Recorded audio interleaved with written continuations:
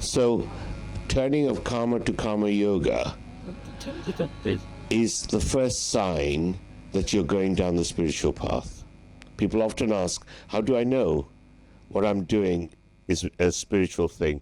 Spirituality is not an alternative to religion, remember. Spirituality is an alternative to materialism, right? Religion is actually a mandatory part of spirituality. Strange thing to say. Belief in something else other than yourself is a mandatory first step to spirituality. Because when you believe in only yourself, you believe in your ego. And ego is not large enough to be believed in. There is something bigger. And once you get beyond that belief system of believing just in yourself into something that is bigger, you start the journey of discovery. What is that something bigger? That is the spiritual path. And you know you're going down it. It doesn't matter what you believe that bigger thing is. Right. You can call it a god, you can call it nature, you can call it the universal power. It doesn't matter. And ultimately, Advaita Vedanta would say, that greatest power that you seek is actually you yourself. That is the total path. But to go down it, you need to prepare. Meditation is a path to that preparation. All right. And so the wisdom of the Vedas is what we largely look at here. The Vedas, remember, are an operating manual for human beings. Right? And human beings primarily are materialists, 99.99%. That's why the vast nature of the Vedas are actions that you can perform, rituals you can perform for material results. Right? And the Veda says, I'll give you anything you want. Whether you want children, whether you want status, you want money, you want a partner, you don't want a partner, there's a ritual for that. And if you perform that ritual explicitly, I guarantee you 100% success. That's the operating manual. All right? It's a troubleshooting guide that you get at the end of the manual. Unfortunately, we always pack away the manual until the problem arises. And then we can't find it, and we invariably search for it on the internet. All right? That's why the Vedas are now appearing on the internet for us to be able to access. Part of the Vedas, therefore, are to do with actions. There is no noise. Right? There is no tractor. Focus. Part of the Vedas are to do with actions. But once you realize that actions providing materialistic results are not going to lead to happiness, permanent happiness, then you seek more. And in order to seek more, you need to create a space in your mind for that knowledge to flow in. And it's the preparation, it's the cleaning out of the mind, the creation of the space in your mind that is the primary reason for meditation. Is everybody with me? So you're trying to create a space from those 40, 50,000 thoughts you have every day that rush through your mind. Most of them are useless. You know that they're useless thoughts. You had them yesterday. You had them last week. You had them 20 years ago when your neighbor said something that she or he shouldn't have said, and you still retain it. Absolutely useless. You haven't got the space anymore, right? Your cup of your mind overfloweth. It's time to empty the cup. If you want something new to come in, you need to create the space in the cup of your mind. And that's what meditation is about. That's what meditation is about initially. There's two types of meditation. When you don't know what you don't know, it's a blissful state. All right. You create the space for the knowledge to come in. You find the teachers. When you're ready, you don't even have to hunt them out. The teachers will appear when you're ready. The very fact that you're here this week, this weekend, means that you're ready. You didn't know which teachers are really going to come along, who are going to affect you. But they have been prepared to be in front of you. When the student is ready, the teachers will show up. So as I said, meditation comes in two parts. The early part is the preparation of the mind. Then you fill it with knowledge. The second part of meditation is that you take aspects of that knowledge and you focus upon that in order to convert the information that you've acquired into the wisdom by which you live. The first type of meditation is often called mindfulness, where you're focusing on something, right? And when you focus on something, you're giving the mind something to focus upon, because the mind is a strange character. If you don't give it something to focus upon, it finds something of its own. So rather than allowing it to just gyrate away, focusing on those useless thoughts, you turn it towards a thought you'd like it to focus upon. And in that way, you can calm yourself from those repetitive thoughts that come into your mind. All right? And then when the knowledge comes in as a result of the space that you've created, then nitithyasanam, which I said is as difficult to spell as it is to say. Nitithyasanam is the stage 2 of meditation, where you focus on the wisdom, the knowledge, the information that you've acquired in order to imbibe it throughout your body. It's a 2-stage process. Most people only consider mindfulness, all right? And what is mindfulness meditation? As I said, it's a focus of the mind. When your mind is focused, it can be taken away from everything else. And when you learn that technique, you can apply it throughout your activities, throughout the day. It's a very useful feature, not to be distracted by incidentals. Right? That's what you're trying to learn. Very useful exercise. As you walk through the grass to the class, all right, you can feel every blade of grass, even if you've got shoes on. You can detect every drop of dew that falls upon your shoes. And for that one moment, you aren't thinking about email or Facebook or even the family. You're focused. So how long should meditation be? It can be an instant.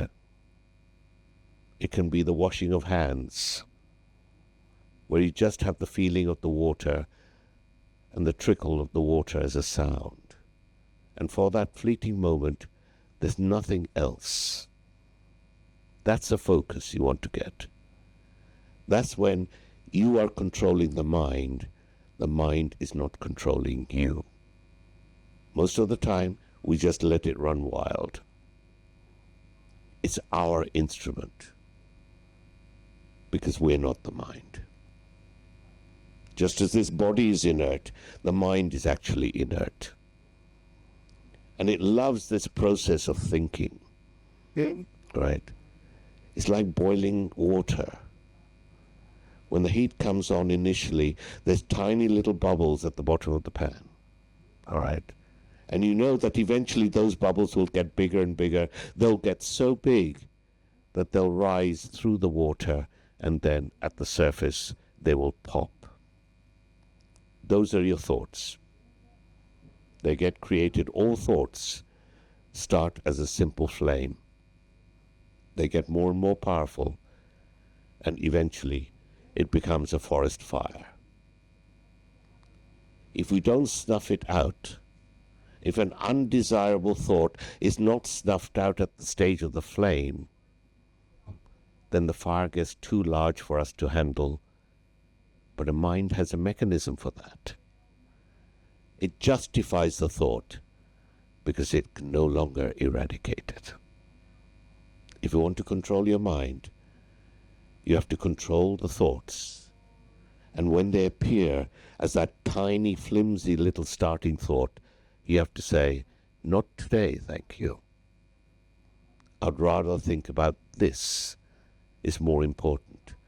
I had you as a thought yesterday and the week before. I'll have you again tomorrow, but right now I'm not interested. And if you think as a thought, you're really grand, I'll find you a chair. Go and sit on this chair for a while, and I'll come back to you in an hour's time. Be comfortable. I'm sure I'll get back to you soon. Right? You want to be in control. Because only by being in control can you decide what the content of your mind should be. What information you're going to put in. How you're going to use this great ability that we've been gifted, that is the intellect, by which you process all information, by which you process all experience. So meditation at the beginning, therefore, is a mindfulness meditation, where we're focusing the mind in order to move from thoughts that we don't want to thoughts that we do want. Never go to thoughtlessness. Because if you have a moment, and if you practice meditation, you'll get moments when the amplitude of the thoughts will lessen. The thoughts won't be as strong, even if they're repeat thoughts. And the frequency of thoughts will lessen. These thoughts will come less and less often. And you might even get a gap between thoughts. And when you get a gap between thoughts, the mind goes, oh my God, I've got a gap between thoughts. And so you've injected a new thought, because the mind is like that. And it notices that you aren't thinking about anything else, so it injects a thought of its own, which says you aren't thinking about anything else, by the way. All right? So you aren't going to get rid of the thoughts. So don't try and fight it. Right? You allow it to move as the way you want to move it. How often do you meditate? If you do anything for 15 days, it turns from an incidental action to a practice. You start to create a habit. You can't do it in anything less than 2 weeks. Do that. If you think that you'd want to control your mind better, then you have to allocate 2 weeks of your life. For how long? How long every day? It could be a minute. It could be 4 minutes. And certainly never more than 20 minutes. Yeah. You could say, can I find 5 minutes of my life for 15 days? Of course you can. All right? It may be early in the morning, where only the dog is up and the children aren't, the partners aren't. Choose a location, the same location, because that is part of the habit. When you sit down, and it could be on the floor, it could be on the chair, wherever you sit, it needs to be grounded, and we'll practice that. Wherever you sit, the moment you sit there, you're already halfway there. So the same location. And at first, try and choose a quiet location, a quiet time, early in the morning. They say when the moon and the sun say hello and goodbye to one another is the perfect time for meditation. So early morning, sunrise and sunset. Most people would use sunrise because by the time sunset has come, they're frazzled. Yeah. Work has taken everything out of them, and now they got to cook, and the children are screaming, and the dog needs to be walked. So early morning is a good idea. The same location, choose 4 or 5 minutes, no more, but do it 15 days in a row if you want to create the habit. What shall I sit on? You don't need a tiger skin, all right? Any old mat, carpet, bath mat, anything will do, but you've created a location. And in that way, you can mark out the location, fold your yoga mat and say, I'm going to be sitting there. And if you want a ritualistic start, then light a candle, even if it's a battery candle, because that's part of your ritual meditation. And the moment you light that, you think, right, I'm into meditation mode. It'll help develop that practice. Okay? Any questions so far? Yes. Sorry, louder, please. 15 days, some people had to stop it. And what today, and he said that isn't right. Well, yeah, she was. I'm assuming that you are more powerful than that. So,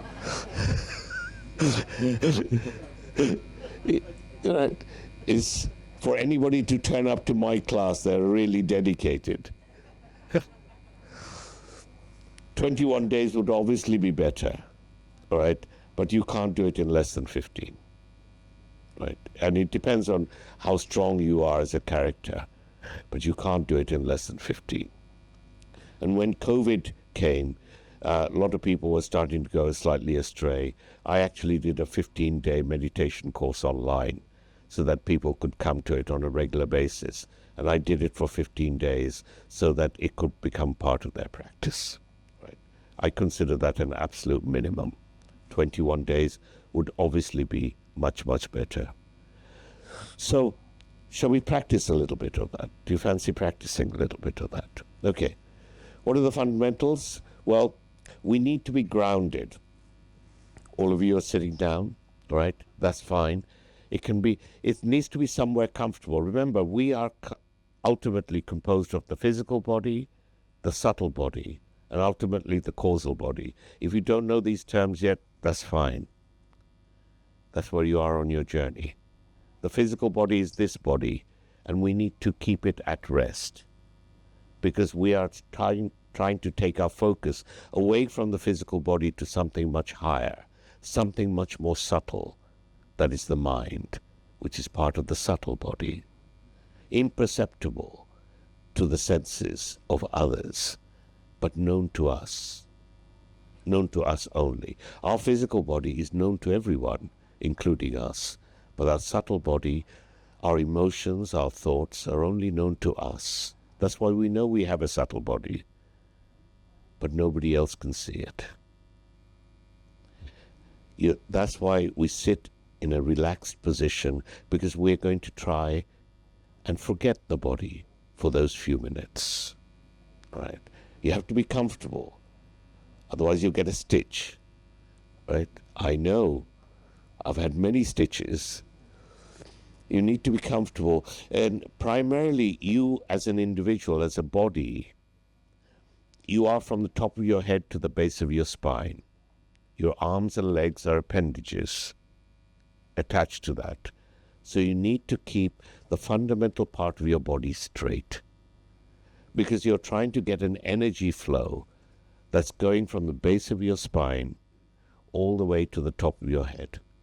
That's how you energize yourself. So comfortable, spine straight, as if there's a plumber's pendulum going from the top of your head, down the center of your neck, down your spine, and down to the base. And if you can only hold that position for 4 minutes, then you are a 4-minute meditator. Okay?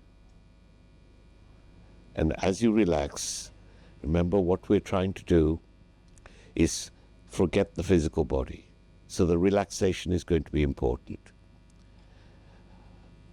Our thought processes are driven by the input that we get primarily from our five senses.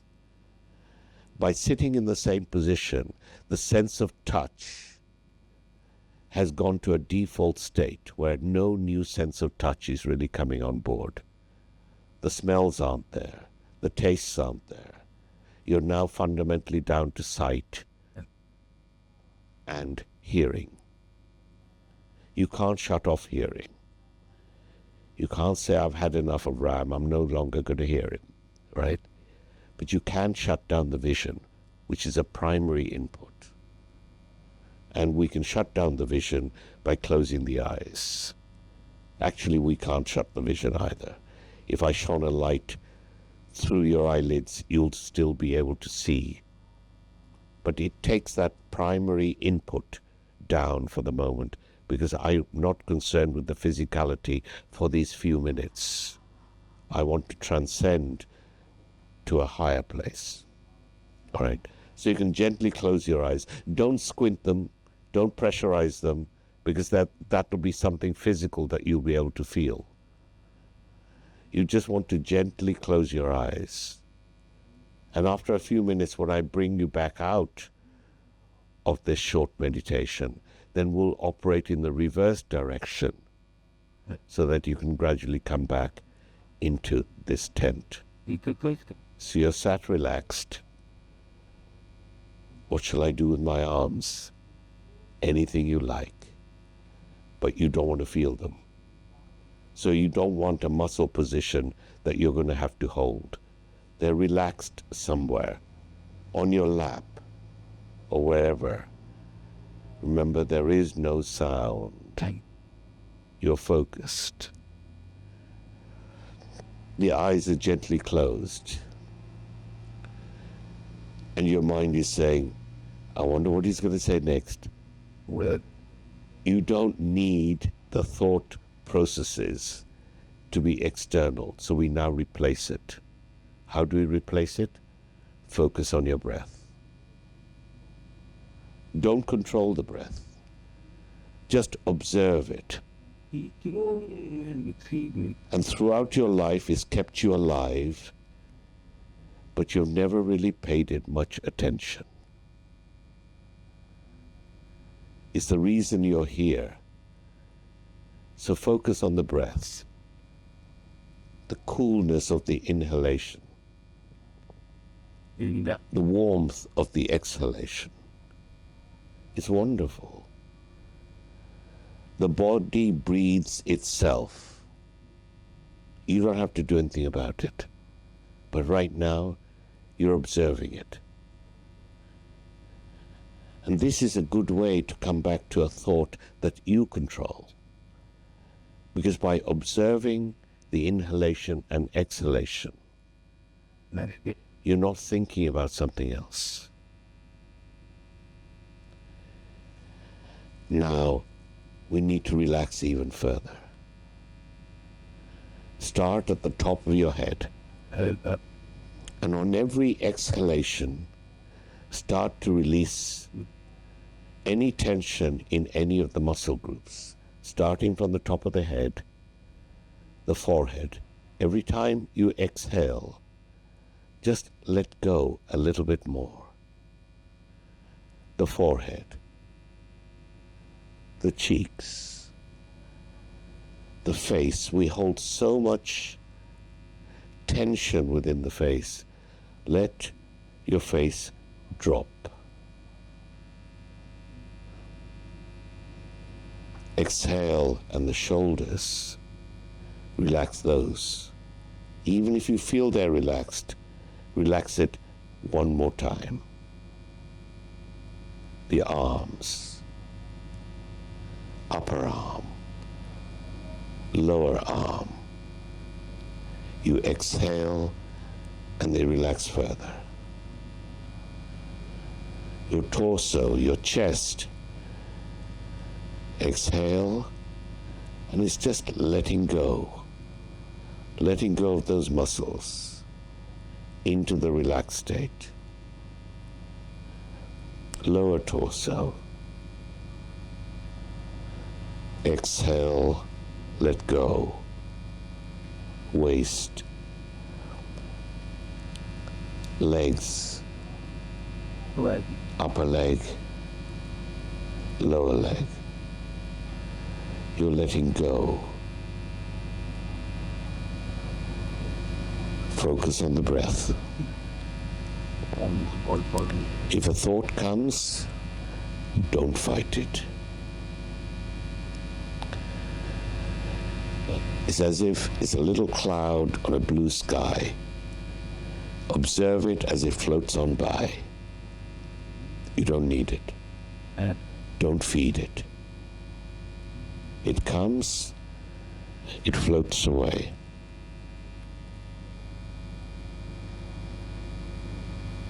If you can't allow it to be released, go back to the breath. Focus on the breath. Just a couple of minutes now. If something comes up, go back to the breath.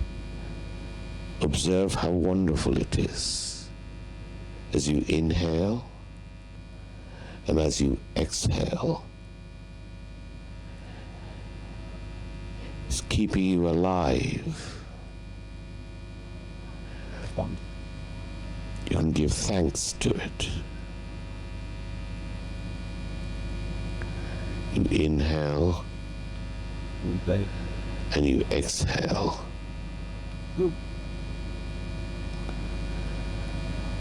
Hold it for a moment. Just focus on that. You're relaxed, highly focused. You are in control. You're not sleeping. You can come out at any time. But you choose to be the master of your mind. You will not be controlled by your thoughts.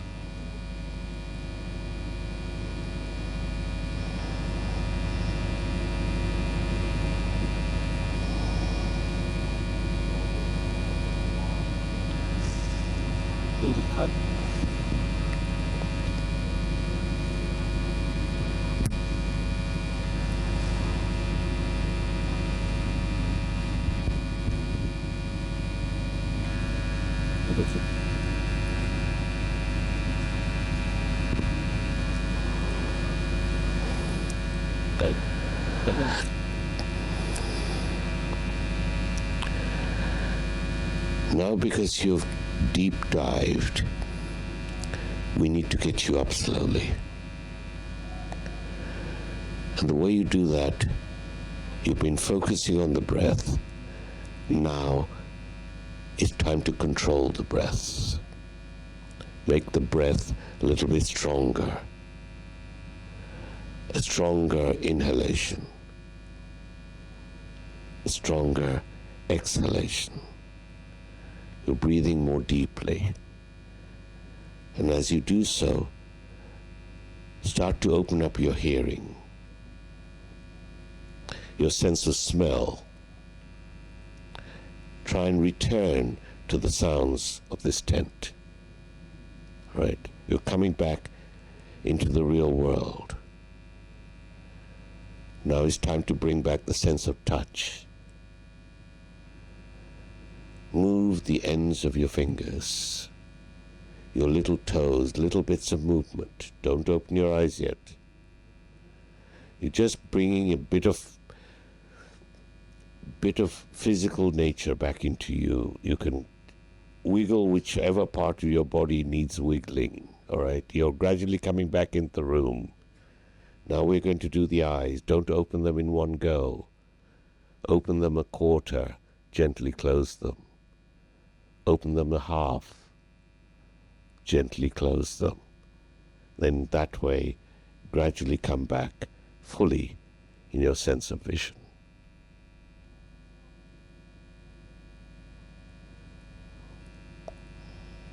And now you're fully back.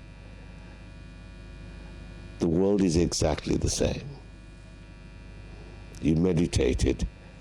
Your meditation does not change the world one iota. It changes the way you look upon the world. And when you change the way you look at things, Wayne Dyer will tell you, the things you look at change. The thoughts with which you treat the world will change the world from your perspective. It'll make it a better world for you because your thoughts are more divine than they used to be. Why? I'm on a spiritual journey. I'm learning. Right? I'm learning how wonderful I really am. Did anybody have any problems there? Everybody okay? Did people feel that thoughts went away? Yes. You know, this fight for the stay back and not put words. It's to. I don't want to set the alarms. Is that like it's like here? So that before. That's by JD. How can you monitor the time? Somebody doing. So how it's a good question. How do you monitor the time that you're doing it? When is the right time to come out of it? You'll find, especially at the beginning, that you won't be able to control the external thoughts flooding back in. And when it's getting in the way and you feel that you can't get yourself back to the breath easily, you can say, I've done enough today.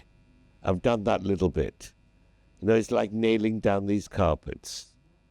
There's 100 kilos of nails that go down to nailing down the carpets of these tents.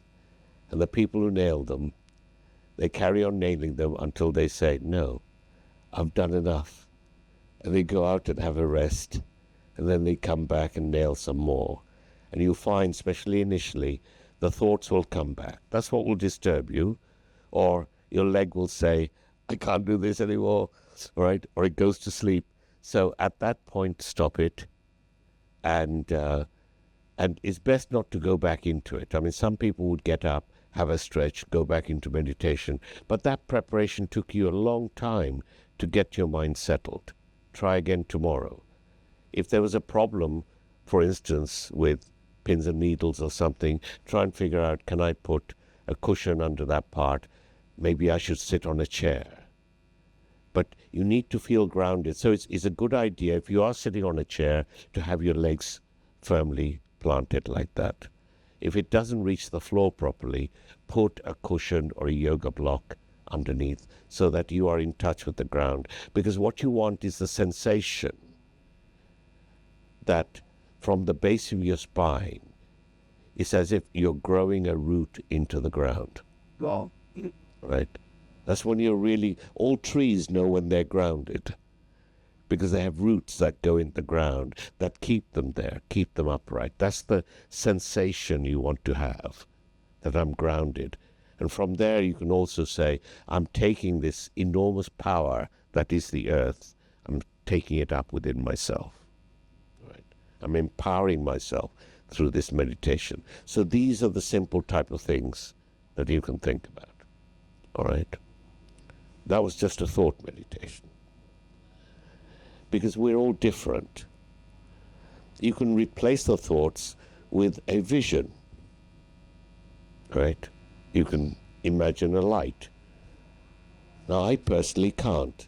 I don't have one of these minds that is able to recollect something. And if I think of a glow, I can't make that glow fill my head. But many people can. So we'll try a little bit, few minutes of that. But you need to experiment with what would work for you. For some people, is sound. So they'll ring a gong, and they'll wait for that sound to disappear. They'll follow it all the way to the end, right? And that gives the focus. You're trying to replace the repetitive thoughts in your head with something that is under your control. And the sound can do that as you do it. We'll try a little bit of that gap meditation, as they call it. We'll do it a little bit in a moment. All right. These are just, we've only got an hour, all right? And I'm trying to get as much into you within that hour so that when you leave this site, you may be able to take one or two ideas and try them for yourself. All right. The sound is quite difficult because other people have to do the gong. All right. Because once you've done the physicality of the gong, you've brought movement back in. So the sound one is quite difficult. That's why the sound one is often done in a group where the meditation leader would be actually banging the gong. But the gap between thoughts, or the gap between breathing, is an easy one. And we can try that for a while. Is everybody ready? Ready to go into another 4-minute meditation? Oh, I meditated twice today. Haven't done it for 40 years, and I do it 2 in 1. It's like buses, isn't it? Comes one after the other. Were you comfortable the way you were? Can you manage another 4 minutes of how you were? If not, find another mechanism to do it. All right. Whatever works for you. Now we know the techniques, don't we? We're relaxed. Arms are where I don't need to feel them. I don't need to feel any part of the body. I'm going to now slowly close my eyes. I'm not going to clench them. I'm not going to clench them shut. Right?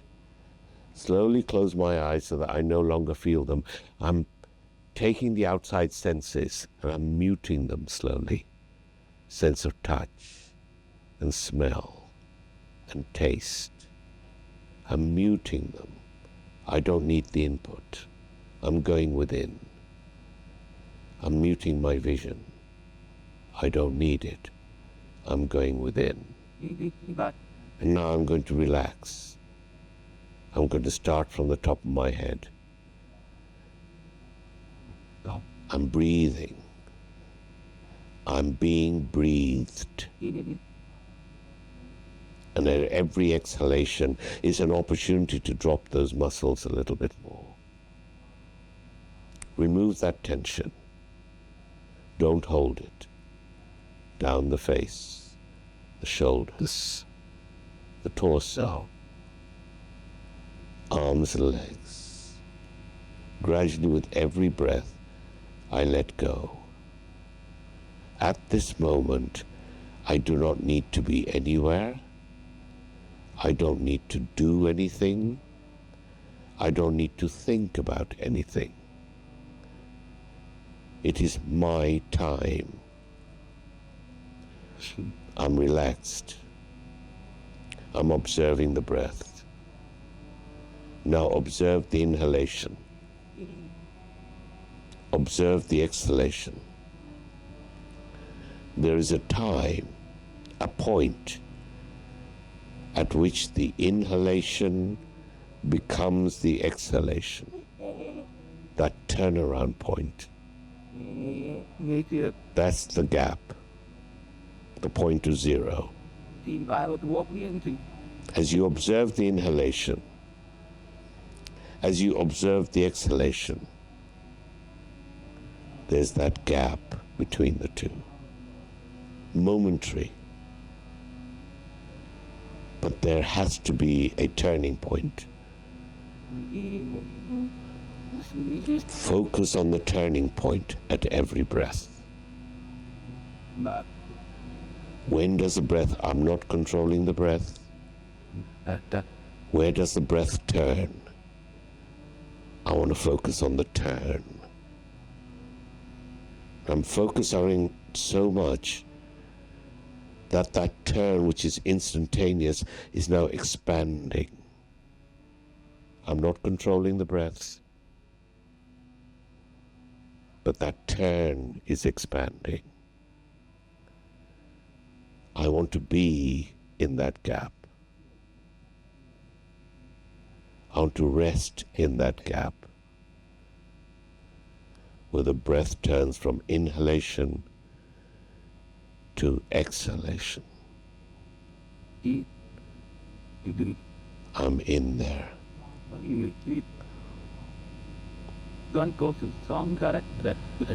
It's a fine point. I'm focused on it. I know exactly when it's happening. I'm there.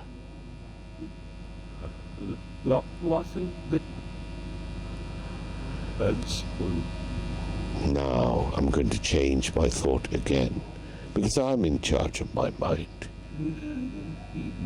I'm going to imagine, I'm going to feel the very top of my head. That point of focus is going to be the crown chakra, the very top center of my head. I'm focused on it now. You may even be able to feel your pulse at that point of focus.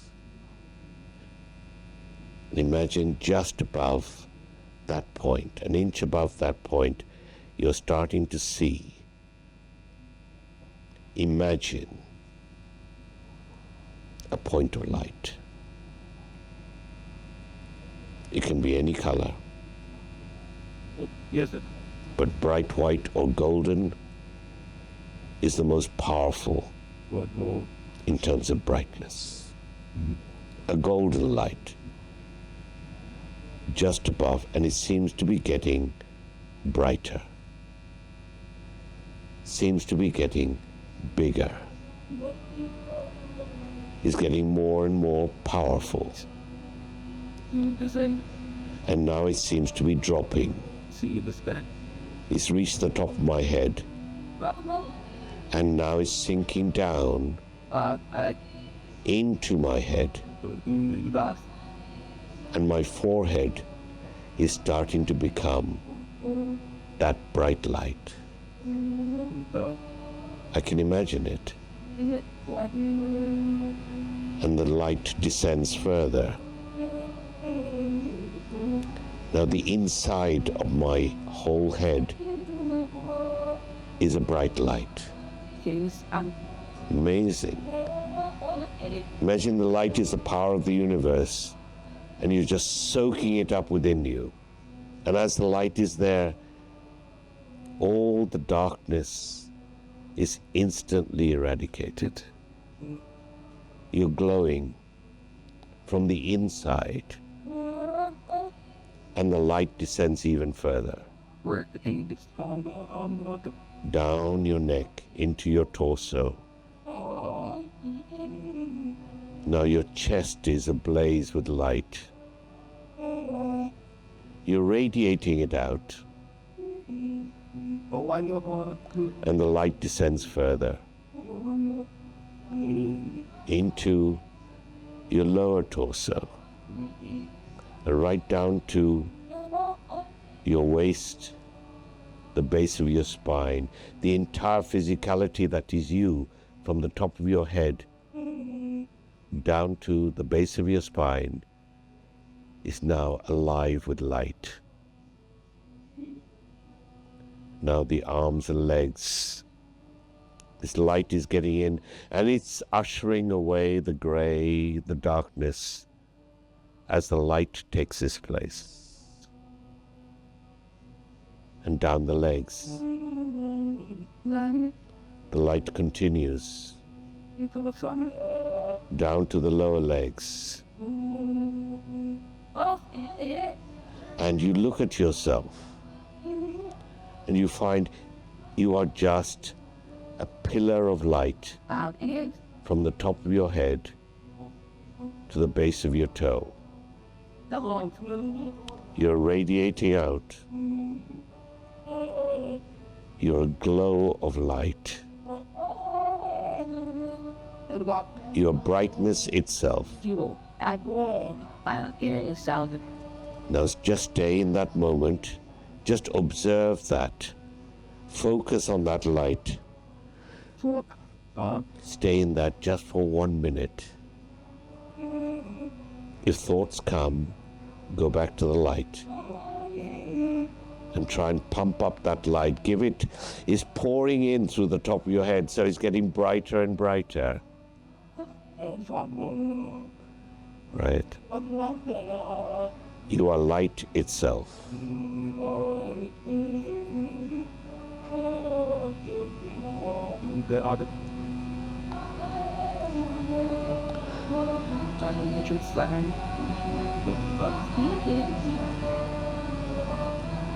Now imagine that light comes out, starts to leak out of your chest, because you've enjoyed that light. You've got all the energy you needed from that light. Now it starts to come outside of you, to 6 inches, to a foot in front of you, and as that light leaves you, it becomes a ball of light directly in front of you. They say, thank you, light. Thank you for what you gave me. Now package that light and send it to a loved one, wherever they may be, whoever they may be, any distance. Just send that light to them.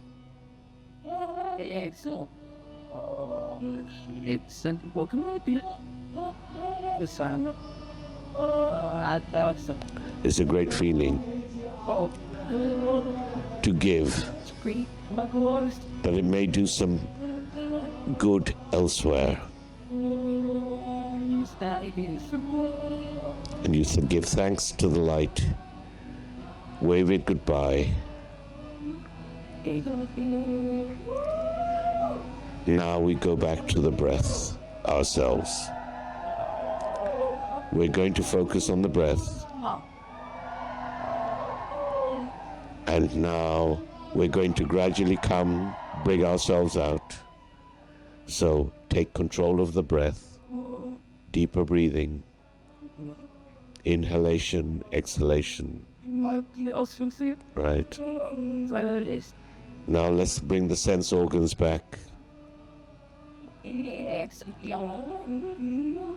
The fingers, the toes, the shoulder wriggle, whatever it takes. Physicality, I've still got my eyes closed. The sound, I'm coming back into this tent. Right. Now gently, in multiple phases, open your eyes. And many people, after they open their eyes, they rub their hands together gently and then cup their hands over their 2 eyes to warm up the eyes. And that's a good way to finish a particular meditation. Don't pressure your eyes, cup your eyes. All right. And now you're fully back. You're always in control, but now you're fully back. And yes, that Facebook has to be seen too, and that email has to be written. The world is exactly the same as you left it, but for a few moments you created that space. And as you practice creating that space will not be filled up with those thoughts. And now you can replace it with proper knowledge. All right. Any difficulties from anyone? Were you all right? I'm really envious if anybody saw light, because I can't do the light meditation. Did anybody see a glow, feel a glow within their head? Oh, well done you, because you're just that type of person. All right. Not everybody can do it, but it's just another technique, right? It's all about making the mind yours. Remember, the mind has thoughts. The thoughts come from where? Thought comes from opinion. Opinion comes from where? It comes from memory of things that have happened in the past. Things you can no longer change. information that you've acquired is the basis for your opinion. And based on that opinion, we judged anything that comes at us anew. And what we normally do is that if it doesn't match our opinion, we reject it. Since opinion is based on what you already know, you often reject new knowledge because it doesn't match what you already know. If you carry on doing that, you'll never learn anything new. So the one thing you should do is eradicate the word should. It should be removed from your vocabulary. There's no such thing as should. Should gives a huge amount of pain. I should have done that. They shouldn't have said that. They should have done that. Because that means that you aren't accepting what has happened. And the difference between should and what has happened now, that difference is emotion. And the bigger that gap, the stronger is the emotion. Emotion drives desire. Desire drives action. Action drives result. We then analyze the result, which creates more desire. Yeah. So desire, action, result, evaluation to new desire, action, result. We go around this circle. And often the circle is powered all by itself. We go around this circle, round and round again, and then we die. Right? Don't be on the hamster wheel. Control the desire. That's when the thought is at its tiniest, before the action has happened. Don't be on the wheel. Right? Control the thoughts. Just eliminate opinion. You don't need it. Very strong statement. You don't need opinion. Why don't I need opinion? By its definition, opinion means that it's something different to somebody else's opinion. Right? When your opinion is different to somebody else's opinion, it is not the truth. Shall I say that again? Your opinion is not the truth. If it was the truth, it would be universal, and people wouldn't have a different opinion. So just play with it. Just say, the way I say it is change from what to so what. Just add the word so in your lives. It'll create an enormous amount of space. You inject so many thoughts into your head because of the word so. From what? So what? Suddenly you've created the space for wisdom. Any questions? Yes. You both took out 10 days. What do you do after 15 days? You write me an email to say, I've done it, Ram. Then at that point you evaluate, right? Was it good for you? Did it achieve what you wanted? Do you need to modify it in some way? Do you want to continue it? Or were you quite happy the way you were? Right? Because if you want to continue it, you've now got an habit, and you could actually continue it very, very easily.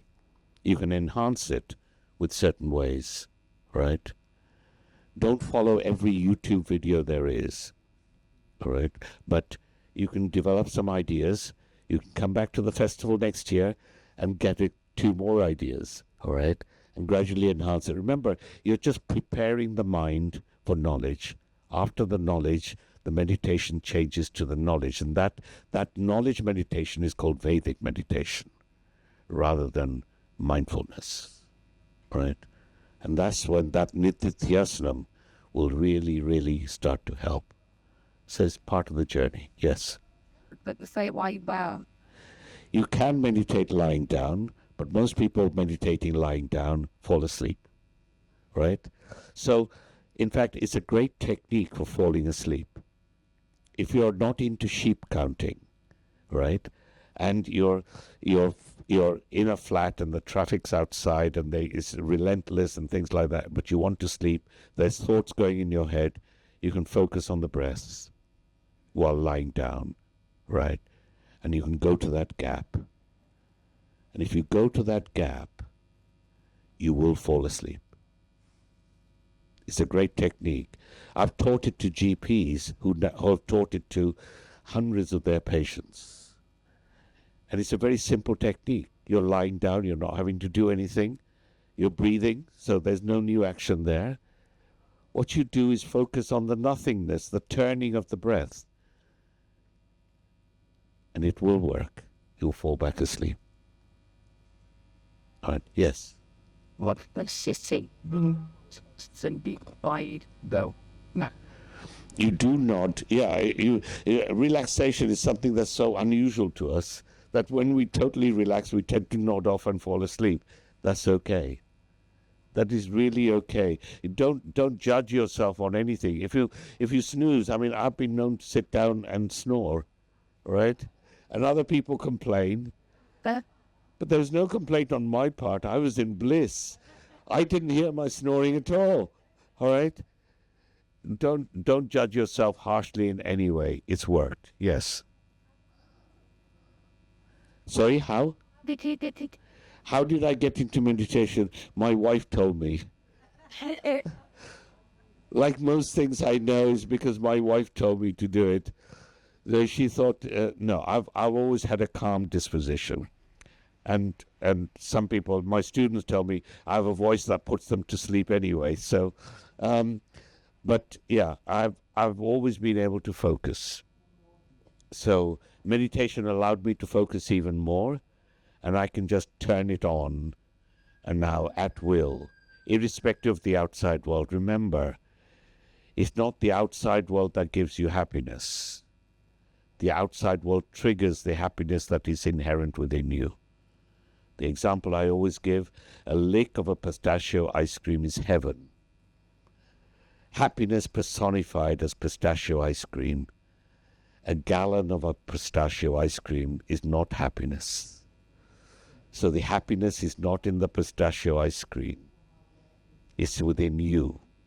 Well, and you can trigger it at any moment. Yeah.